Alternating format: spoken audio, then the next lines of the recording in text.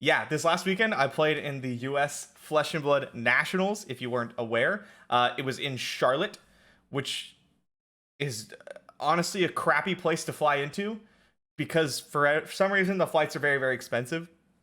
And the only flight I can get that was kind of cheap was a Spirit flight. Except the big problem is I left the night before. I left Thursday night at like 8 p.m. and I fly in at 6:30 a.m. the day of the tournament, right? And the and so I get on my plane, I'm flying. I can't sleep on planes. So I'm already like exhausted. But then my flight gets delayed. So I get to my Airbnb at like 8:39 a.m. and the tournament starts at 11 a.m. So I was like, "Oh my god, I'm just going to take a nap." But like I had like 10 minutes. So I slept for like 10-15 minutes, got up, put my deck together. I decided to play Oldhim. I really wanted to play Icelander, the Ice Wizard, because I think she's like my favorite hero outside of maybe exactly Kano.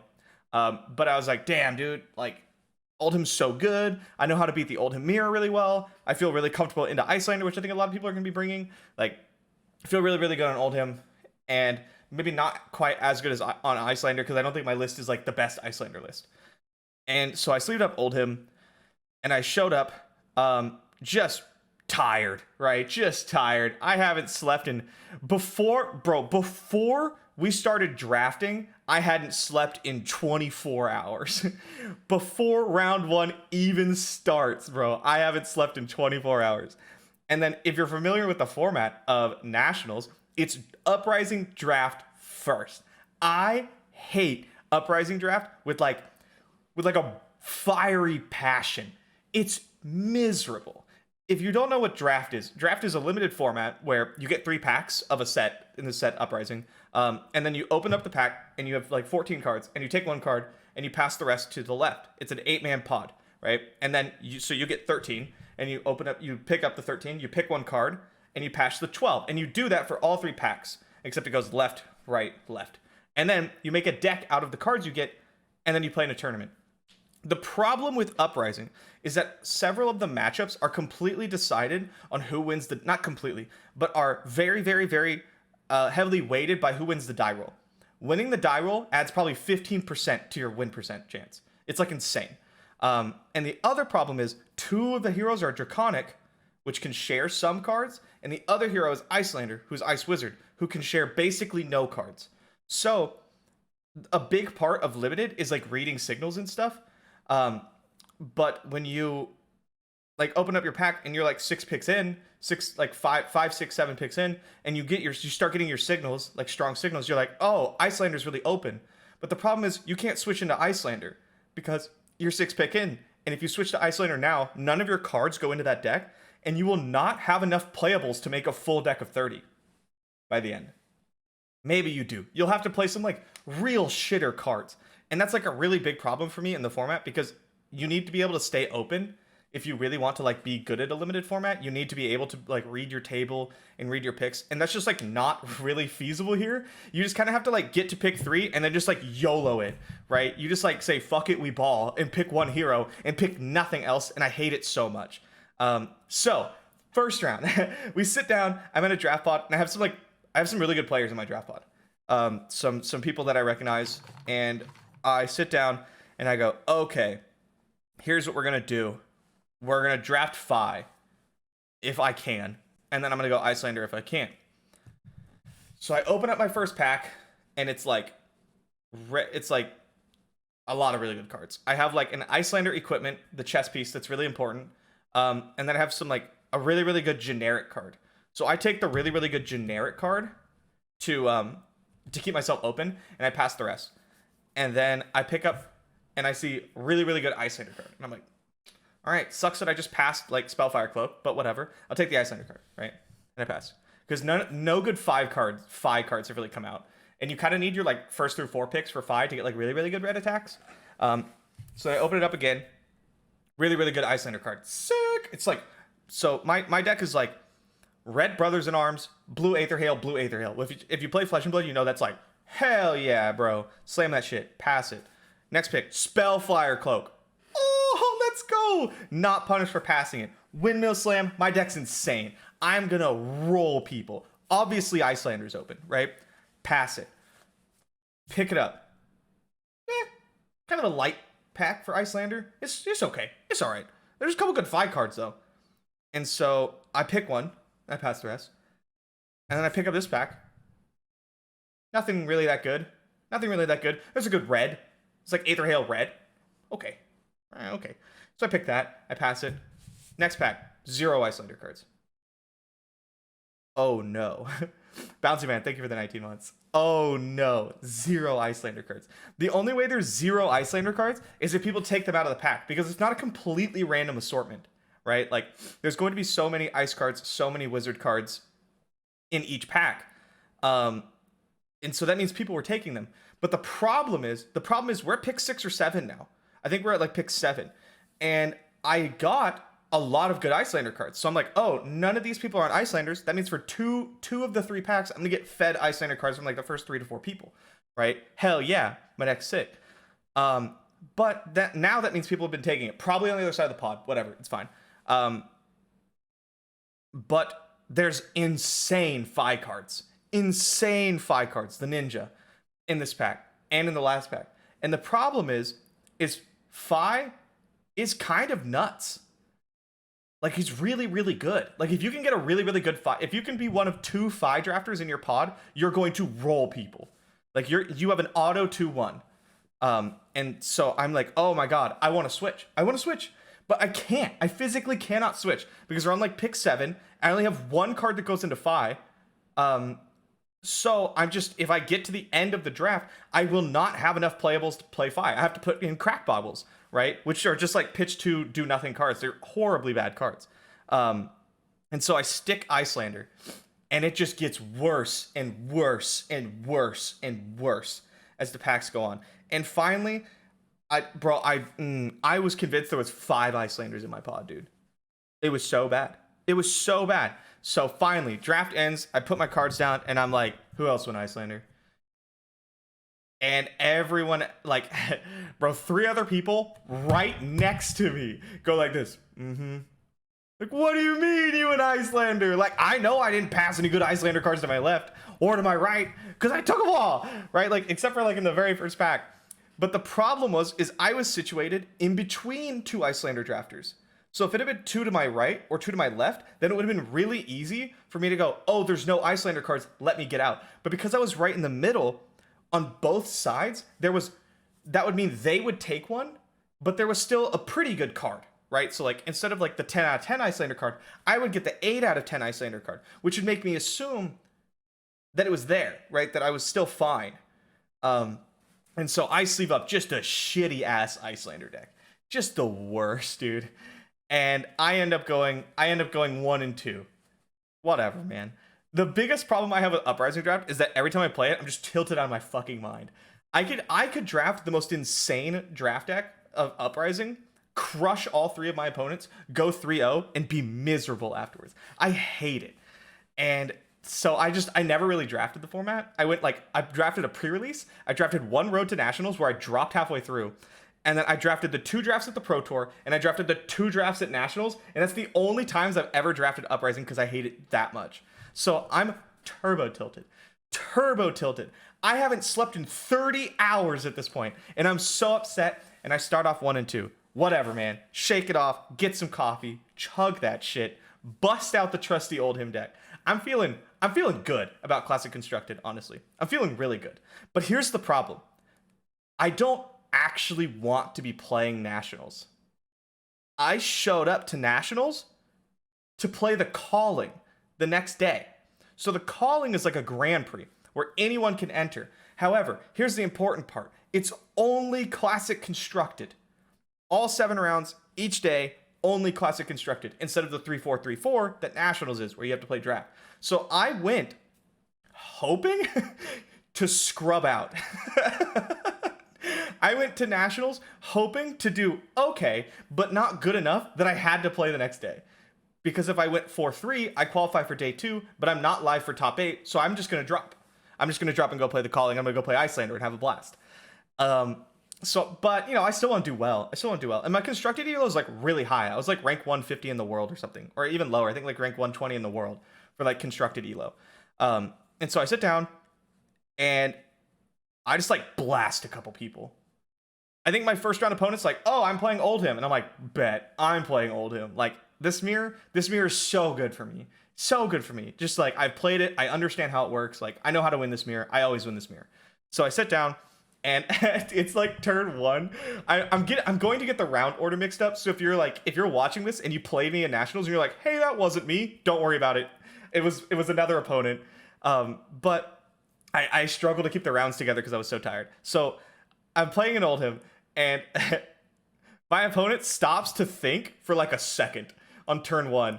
He's like, Now Oldhim's like super control hero, and if you go to time and none of you win, you get a draw. Now in Magic the Gathering, a draw is like kind of whatever, right? It's like not a loss and it's not a win. It's somewhere in between. In Flesh and Blood, if you get a draw, it's worse than a loss. It's a double loss. Both of you lose. And because both of you lose, it means you lose and your tiebreakers are worse than if your opponent beat you, because your opponent match win percentage is also down. So getting a draw is like the worst thing you could do besides getting disqualified. And Oldhim's really slow. Like he's faster now, but people play it really slow. And I was worried about going to time, especially in like one of the earlier rounds when I'm not sure how experienced my opponents are. And so my opponent goes like, I'm not sure what to do here. And I dead ass, I'm like, bro, you gotta hurry up. Like on turn one. I'm like, come on, man, we gotta keep this coming. We gotta keep this going. I'm not taking no draw.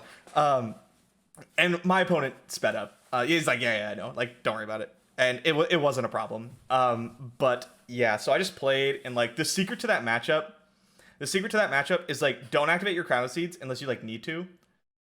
Because it's just super weird. You like can't use the rest of your mana very well. And you just like, you always attack with your weapon instead of like attacking with your real attacks. If your opponent's Tunic is on 2 or 3, because you're both playing Sledge, right? So like, if your opponent is Tunic is on 2 or 3, and then on their turn it goes to 3, they can pitch 1 blue, activate Tunic, and Sledge you still for 6. So what you want to do is you want to only use your big attacks when they can't do that. Because if you're like, all right, yeah, boom, attack for 9 with Spinal Crush, and they're like, okay, yeah, block with 3 cards, go to my turn, activate Tunic, Sledge you still, then like you've lost that turn cycle, right? You took some damage to present a big attack, and your opponent got to block it all out and still present an attack back. Like you lost a turn cycle. So anytime your opponent can activate Tunic, you only ever attack with Sledge. And then you also just cycle all your Oakenolds, and you make sure that at the end of the game, you have Fused Oakenold, Fused Oakenold, Fused Oakenold. It happens pretty easily. And so if you activate Crown, it makes it awkward because you activate Crown, you have 2 mana floating, you're blocking 1 damage, and then if you're like, okay, block, you leak 2 damage, right? And then if you go like block Earth React or like double block, then like you just activated Crown for no reason, you're just 1 card down. So yeah, don't activate Crown unless you like need to, or you're ripping something, or you're doing it offensively. And yeah, so I felt really good in the matchup. I ended up winning, and then I played a Dromai in like round 2, I think. And honestly, I have like 33 poppers. So he's like, dragon? And I'm like, no, pop. Like every single turn. He's like, okay, I have this board of stuff. And he's like, attack you with 1? I'm like, no, pop it.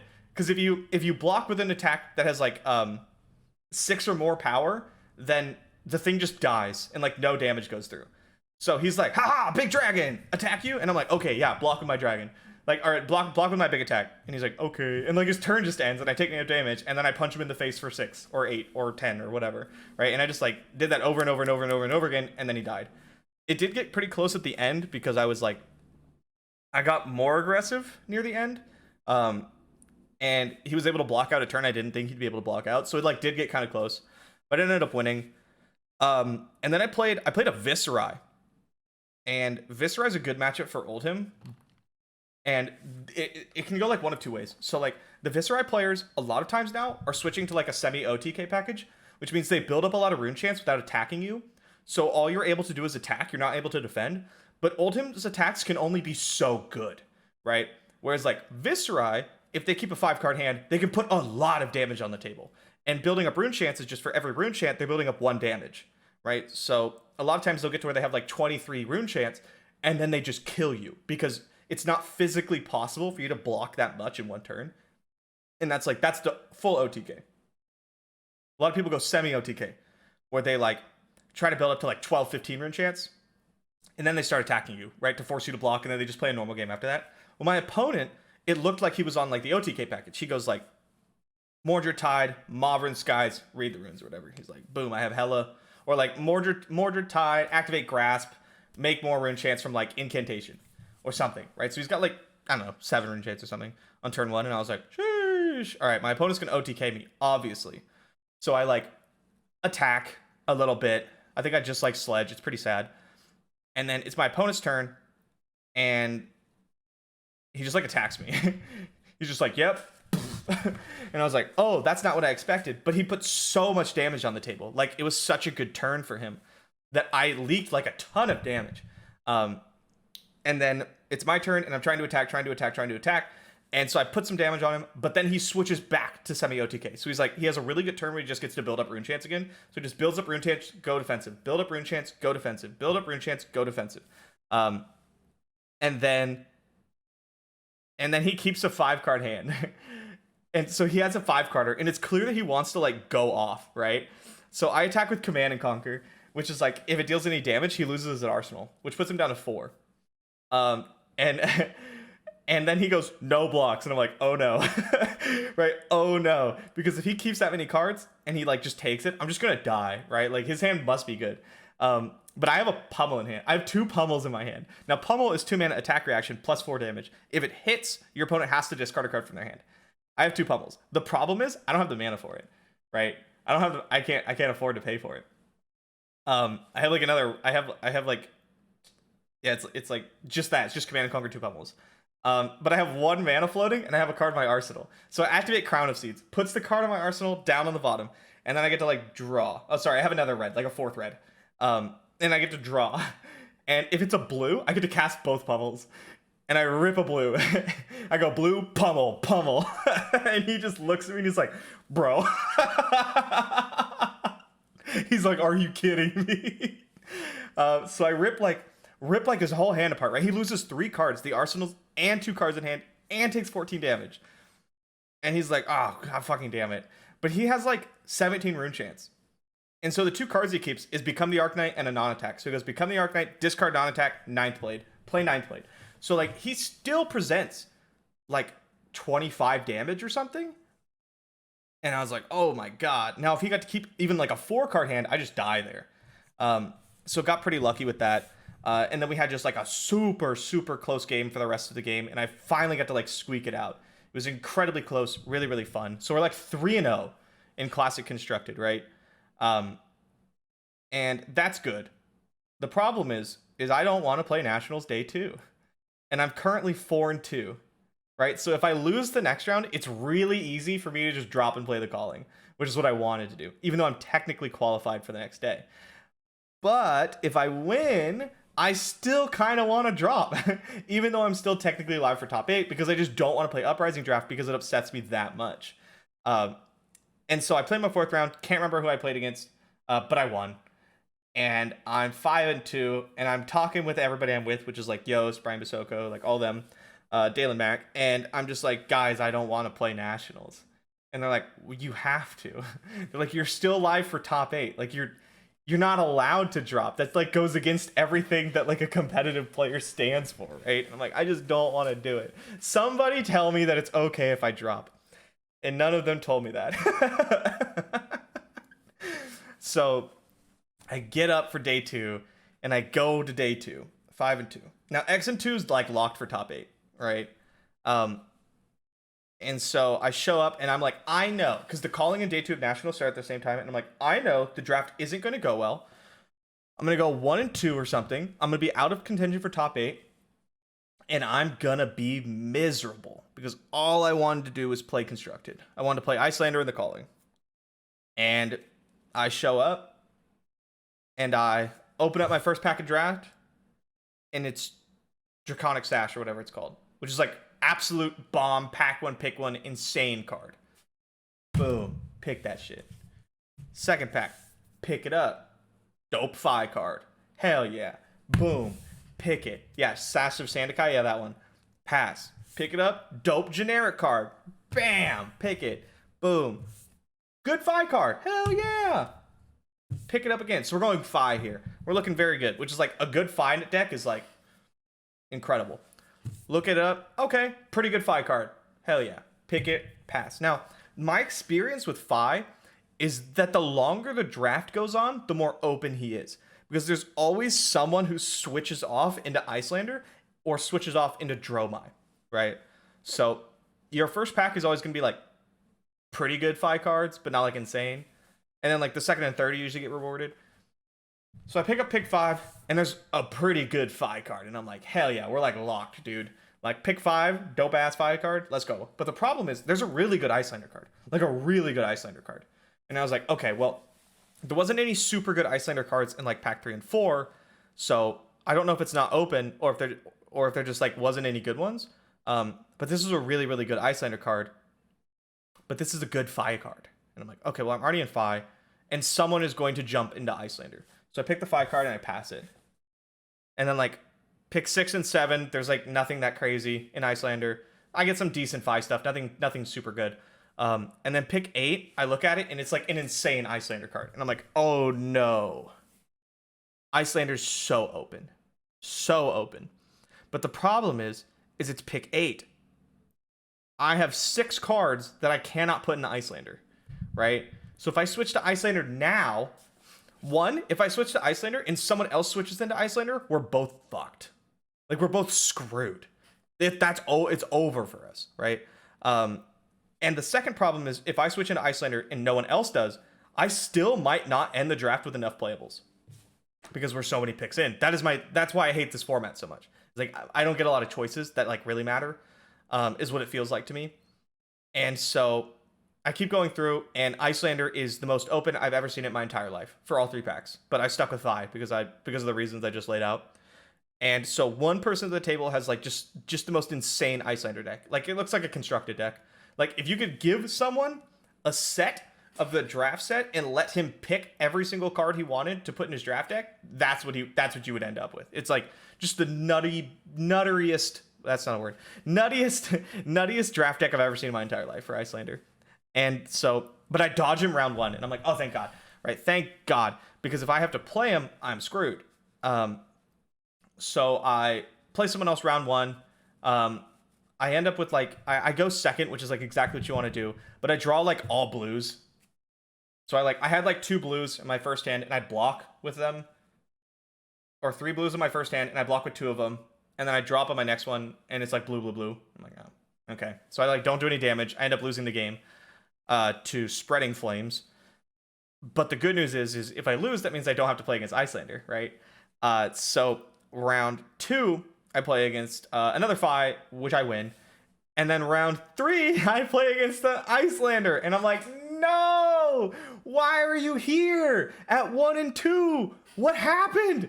Like, you should have won, right? I was sure I wouldn't have to play against you. And he's like, oh yeah, just like got Dromite or whatever, like couldn't get the damage in. I was like, oh my God. So I'm so pissed right now. I'm 1 and 1. I'm about to play like the best draft deck I've ever seen, and it's gonna knock me out of contention for top 8. And I'm just miserable.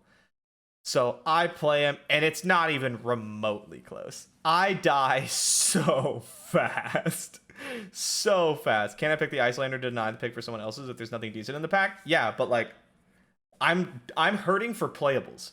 Like I'm worried I won't have 30 playable cards in my deck. That's how bad it was. And so yeah, I just get bodied. I'm 1 and 2 again. So I'm 2 and 4 in draft, and my like altogether record is 6 and 4. It's like, oh my God. The good news is I'm very close to like just qualifying for Worlds off my elo for constructed. So I'm like, okay, if I win all 4 of these constructed rounds again, I'm locked for Worlds. And if I don't, then I'm probably not. If I go 3 and 1, I'm probably still locked. So I play my first round and I win. It's another Oldhim mirror. And then I play my second round, and I'm playing against an Icelander. And I think this matchup's good for Oldhim, or at least it was. It was until Michael Hamilton like broke the Icelander list, which is something I'm going to get into in a second because it's insane and it's so cool. Um, but playing, yeah, so playing against an Icelander, I feel very good um, as the old him in this matchup. But the problem is like I never do more than just attack for 10. Like that was my best turn. I had it twice where I'm just like 10. And if you have played that matchup, like if you played against the aggressive old him list, you know that like that's really bad.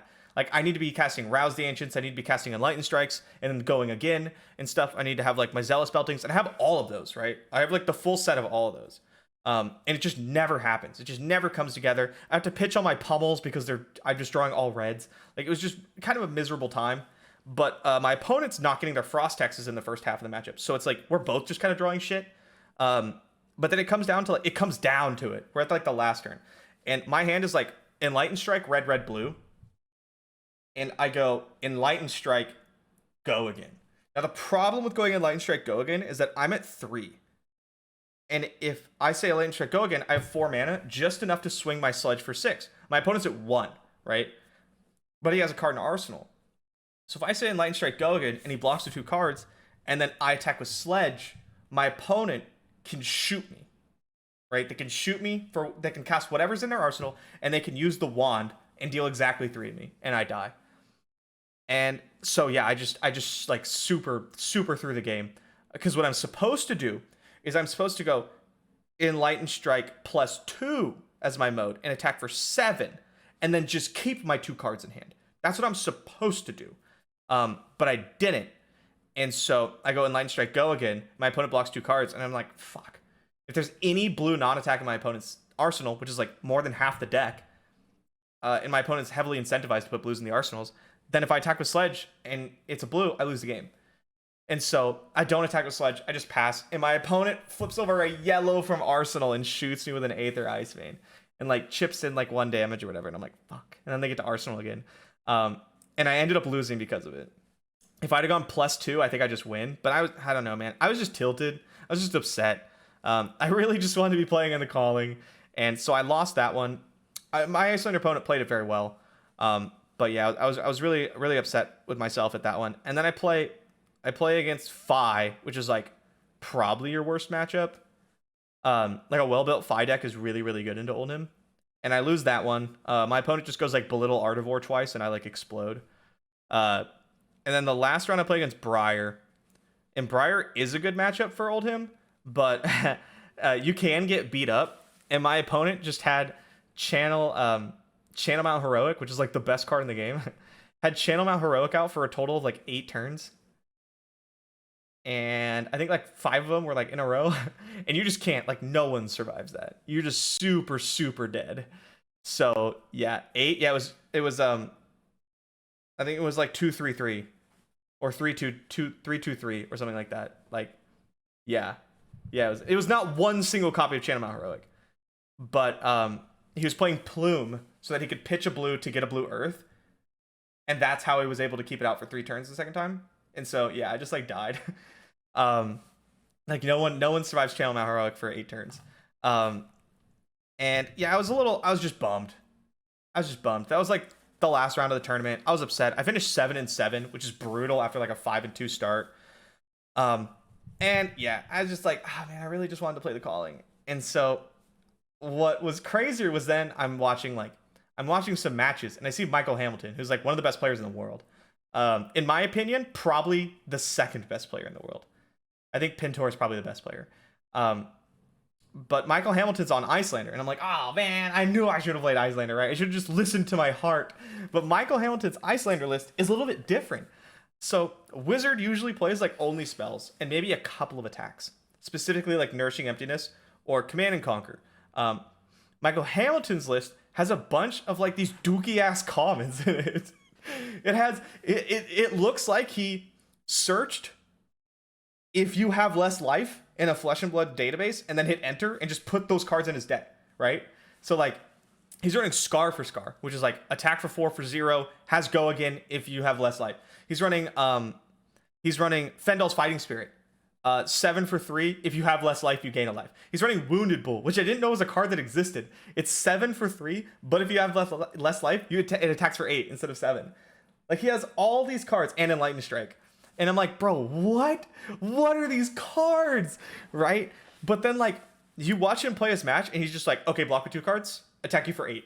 And you're like, wait, that's so good, because Icelander starts lower life. And if you like just let Icelander have like, if life totals are like at parity against a wizard, the wizard's almost always going to win because you have Storm Striders that lets you take like an extra turn almost. And so yeah, he's just like block with 2 cards, hit you for 8, or like block with 1 card, hit you for 4 with Go again, and then hit you for 7, or shoot you, or activate Cornet's Peak. And I was just like, and it was so good. And so yeah, I'm upset that like my nationals didn't go very well. But that night, I put in an order at like a vendor that was at the event for all the fucking commons that I need to play this deck. And I show up early. I sign up for a double up side event, which basically means you can win double the prizes. I pick up all these fucking commons and I put them all in my Icelander deck. And I like shuffle up, and I've never played a game of it before, but I'm so hyped. And I play this tournament and just fucking roll people, dude. This deck is insane. We're calling it Muscle Mage. It's so good. I was playing like the Wizard Mirror. I was playing the Icelander Mirror, and he's just like, shoot you for 5. And I'm like, all right, yeah, block all 5, Arcane Barrier, 7.